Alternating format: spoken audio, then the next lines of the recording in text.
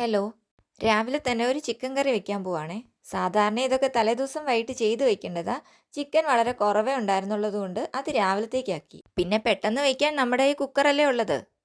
Cooker അടുപ്പത്ത് വെച്ച് എണ്ണ ഒഴിച്ച് ചൂടാക്കി അതിൽ കടുകിട്ട് ഇഞ്ചി വെളുത്തുള്ളി പേസ്റ്റ് നേരെ അങ്ങോട്ടിട്ടു.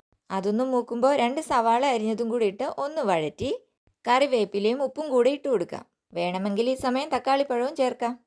ഇനി മല്ലിപ്പൊടി, മുളക് പൊടി, മഞ്ഞൾപ്പൊടി, മസാലപ്പൊടി അങ്ങനെ പൊടികളെല്ലാം കൂടെ ചേർത്ത് നന്നായിട്ട് മൂപ്പിച്ച് ചിക്കനും കൂടെ ഇട്ട് നന്നായിട്ട് വഴറ്റി കുറച്ച് ചൂടുവെള്ളവും കൂടെ ഒഴിച്ച് അടച്ചു വെച്ച് വേവിക്കാം.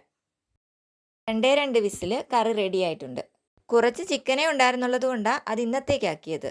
അത് ഇന്നലെ വെച്ചാൽ ഇന്നലെ തന്നെ കാലിയാകും.